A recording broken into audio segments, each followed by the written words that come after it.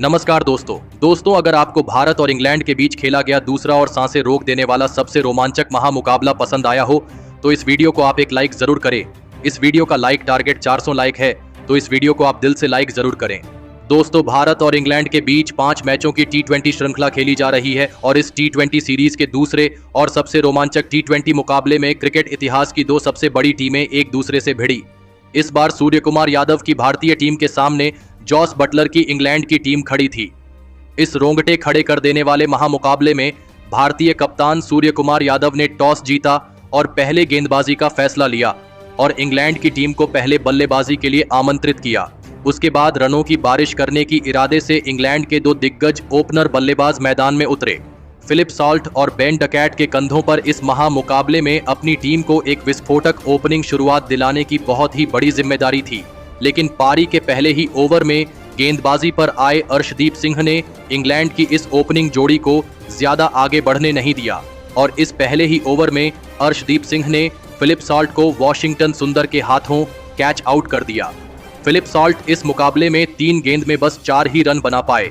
Philip salt के पहले ही over में आउट हो जाने के बाद अब इंग्लैंड के कप्तान खुद जॉस बटलर बल्लेबाजी करने मैदान में उतरे थे और जॉस बटलर ने आते ही ताबड़तोड़ शुरुआत करते हुए भारतीय गेंदबाजी पर रन बनाना शुरू कर दिया। पारी के तीसरी ही ओवर में विकेट निकालने वाले अर्शदीप सिंह को जॉस बटलर ने 2 चौके और एक शानदार छक्का लगा दिया था, लेकिन उसके अगले ही ओवर में उनके साथ बल्लेबाजी कर रहे और इंग्लैंड के दूसरे ओपनर बल्लेबाज बेन डकैट को वॉशिंगटन सुंदर ने ध्रुव जुरैल के हाथों कैच आउट कर दिया। बेन डकैट इस मुकाबले में 6 गेंद में बस 3 ही रन बना पाए। फिर एक बार शुरुआत में ही इंग्लैंड के दोनों ही ओपनर बल्लेबाज अब आउट हो चुके थे।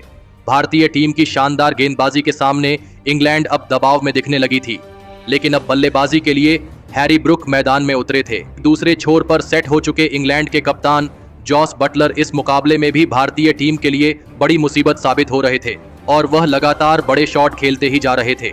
तो वहीं अब उन्हें नए बल्लेबाज हैरी ब्रुक का भी साथ मिलने लगा था। दोनों के बीच अब एक मजबूत साझेदारी बननी शुरू हो चुकी थी, जिसने भारतीय कप्तान सूर्य कुमार यादव की परेशानियां बढ़ा दी थी। लेकिन तभी गेंदबाजी पर आए वरुण चक्रवर्ती ने हैरी ब्रुक को क्लीन बोल्ड कर दिया। हैरी ब्रुक 8 गेंद में 13 रन बनाकर आउट हो गए। वरुण चक्रवर्ती ने एक महत्वपूर्ण मौके पर आकर इंग्लैंड की एक खतरनाक दिख रही साझेदारी को अब तोड़ दिया था, जिसने भारतीय टीम की इस मुकाबले में फिर एक बार वापसी करवा दी थी। अब बल्लेबाजी के लिए लियम लिविंगस्टन मैदान में उतरे थे और फिर लियम लिविंगस्टन ने भी सेट हो चुके अपने कप्तान जॉस बटलर के साथ मिलकर एक और साझेदारी अपनी टीम के लिए बनानी शुरू कर दी थी। लेकिन तभी गेंदबाजी पर आए अक्षर पटेल ने सेट हो चुके और भारतीय टीम के लिए एक बड़ा खतरा बन चुके इंग्लैंड के कप्तान जॉस बटलर को तिलक वर्मा के हाथों कैच आउट कर दिया। जॉस बटलर 30 गेंदों में 45 रन बनाकर आउट हो गए। इंग्लैंड की टीम अब एक बड़ी मुसीबत में थी, क्योंकि उन्होंने उनके कप्तान को अब खो दिया था। भारतीय गेंदबाज इंग्लैंड के खिलाड़ियों को कोई भी बड़ी साझेदारी बनाने नहीं दे रहे थे। अब बल्लेबाजी के लिए जेमी स्मिथ आए थे और जेमी स्मिथ ने भी आते ही बड़े शॉट खेलकर अपना खाता खोला था। लेकिन दूसरे छोर पर बल्लेबाजी कर रहे लियम लिविंगस्टन को इसी बीच अक्षर पटेल ने हर्षित राणा के हाथों कैच आउट कर दिया। लियम लिविंगस्टन 14 गेंद में 13 रन बनाकर आउट हो गए। भारतीय स्पिन गेंदबाजी का लाजवाब प्रदर्शन इस मुकाबले में इंग्लैंड की बल्लेबाजी के लिए सबसे बड़ी मुसीबत साबित हो रहा था। कप्तान सूर्य कुमार यादव अपने स्पिन गेंदबाजों से बहुत ही खुश नजर आ रहे थे। अब बल्लेबाजी के लिए जेमी ओवर्टन आए थे, लेकिन दूसरे छोर पर बल्लेबाजी कर रहे जेमी स्मिथ लगातार बड़े शॉट खेल रहे थे। जेमी स्मिथ ने पारी के 13वें ओवर में गेंदबाजी पर आए अभिषेक शर्मा को एक छक्का और एक शानदार चौका लगा दिया था, लेकिन इसी ओवर में अभिषेक शर्मा ने जेमी स्मिथ को भी तिलक वर्मा के हाथों कैच आउट कर दिया। जेमी स्मिथ 12 गेंद में 22 रनों की धमाकेदार पारी खेलकर आउट हो गए थे। इंग्लैंड की टीम ने अब अपने 6 बल्लेबाजों को खो दिया था। इंग्लैंड की मुश्किलें खत्म होने का नाम ही नहीं ले रही थी। अब बल्लेबाजी के लिए बाइडन कर्स आए थे, लेकिन जिस भारतीय टीम की स्पिन गेंदबाजी पर इंग्लैंड के टॉप के बल्लेबाज नाकामयाब रहे, उसी स्पिन गेंदबाजी पर बाइडन कर्स गजब के फॉर्म में नजर आ रहे थे और वह भारतीय टीम के दिग्गज स्पिन गेंदबाजों के ऊपर लगातार छक्के चौके लगा रहे थे, जिसने भारतीय टीम को अब फिर एक बार दबाव में डाल दिया था। लेकिन तभी दूसरे छोर पर बल्लेबाजी कर रहे जेमी ओवर्टन को वरुण चक्रवर्ती ने क्लीन बोल्ड कर दिया। जेमी ओवर्टन 7 गेंद में 5 रन बनाकर आउट हो गए। अब बल्लेबाजी के लिए जोफ्रा आर्चर आए थे, लेकिन तभी लाजवाब बल्लेबाजी कर रहे बाइडन कर्स को ध्रुव जुरैल ने रन आउट कर दिया। बाइडन कर्स इस मुकाबले में 17 गेंदों में 31 रनों की लाजवाब पारी खेलकर आउट हो गए। अब इंग्लैंड के पास बस 2 ही विकेट बचे थे। अब आदिल रशीद बल्लेबाजी करने मैदान में उतरे थे और आदिल रशीद ने भी अंत में एक महत्वपूर्ण चौका लगाया, लेकिन उन्हें भी पारी के 19वें ओवर में हार्दिक पांड्या ने संजू सैमसन के हाथों कैच आउट कर दिया। आदिल रशीद 11 गेंद में 10 रन बनाकर आउट हो गए। अब इंग्लैंड के अंतिम विकेट के रूप में मार्क वुड मैदान में उतरे थे और मार्क वुड ने भी अंतिम ओवर में एक शानदार चौका लगाया और फिर इसी के चलते इंग्लैंड की टीम ने 165 रनों का एक बड़ा लक्ष्य भारतीय टीम के आगे रखा। उसके बाद इंग्लैंड से मिले 166 रनों के विशाल लक्ष्य का पीछा करने भारतीय टीम के दो दिग्गज ओपनर बल्लेबाज मैदान में उतरे। संजू सैमसन और अभिषेक शर्मा के कंधों पर इस महामुकाबले में अपनी टीम को एक शानदार ओपनिंग शुरुआत दिलाने की बहुत ही बड़ी जिम्मेदारी थी और पारी के पहले ही ओवर में गजब के फॉर्म में चल रहे अभिषेक शर्मा ने जोफ्रा आर्चर को 3 अद्भुत चौके लगा दिए थे। लेकिन उसके अगले ही ओवर में गेंदबाजी पर आए मार्क वुड ने गजब के फॉर्म में चल रहे अभिषेक शर्मा को ही LBW आउट कर दिया। अभिषेक शर्मा 6 गेंद में 12 रन बनाकर आउट हो गए।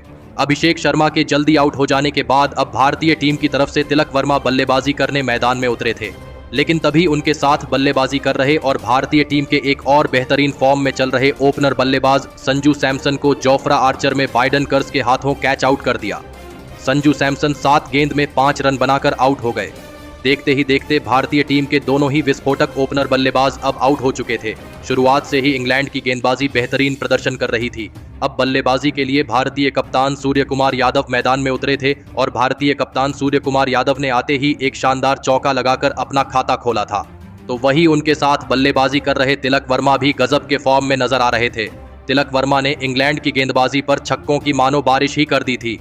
अब तिलक वर्मा और भारतीय कप्तान सूर्य कुमार यादव के बीच एक ताबड़तोड़ साझेदारी बननी शुरू हो गई थी और यह साझेदारी लगातार मजबूत होती जा रही थी।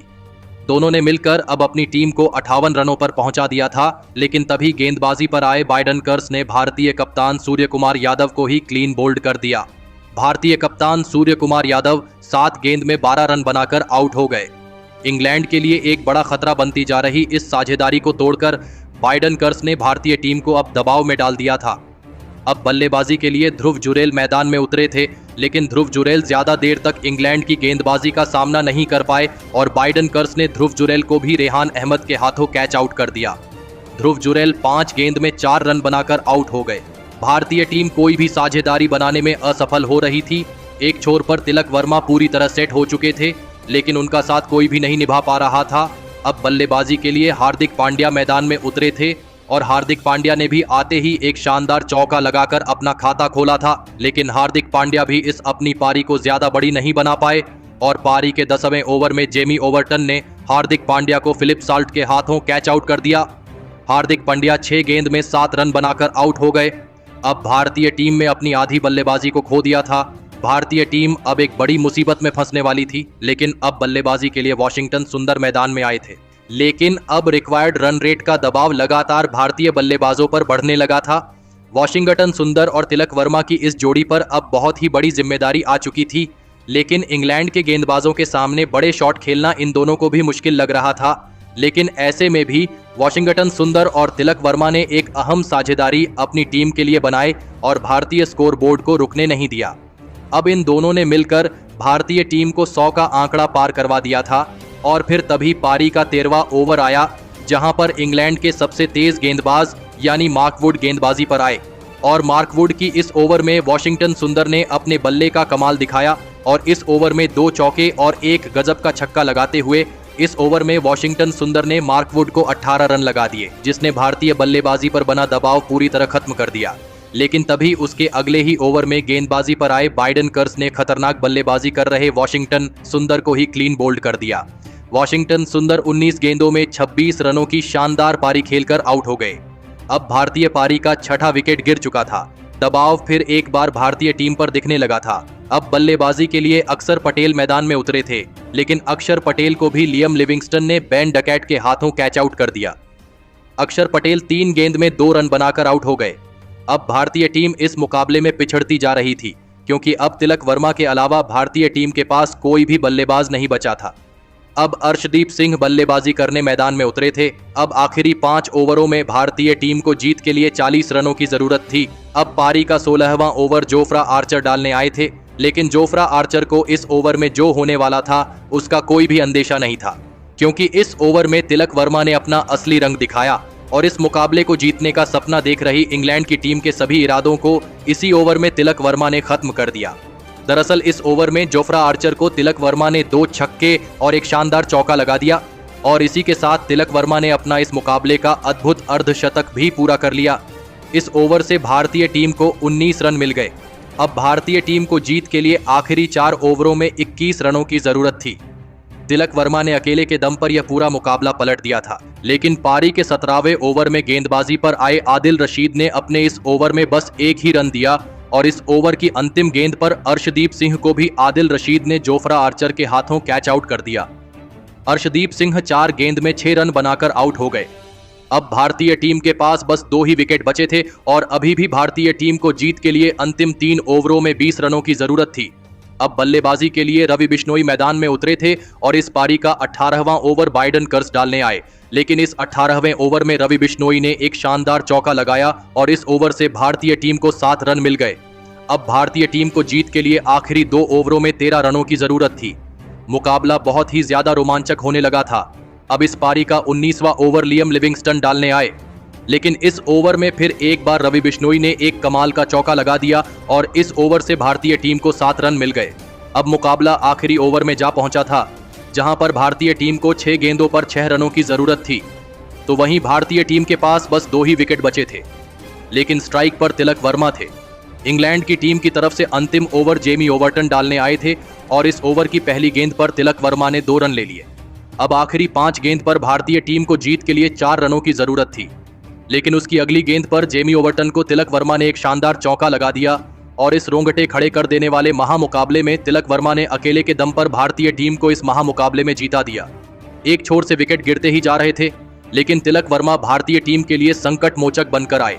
तिलक वर्मा ने इस मुकाबले में 55 गेंदों में 5 छक्के और 4 चौके लगाते हुए 72 रनों की अद्भुत पारी खेली और भारतीय टीम को अकेले के दम पर जीता दिया। तो दोस्तों, आप तिलक वर्मा की इस अद्भुत मैच जीताने वाली पारी के लिए उन्हें 10 में से कितने अंक देना चाहेंगे?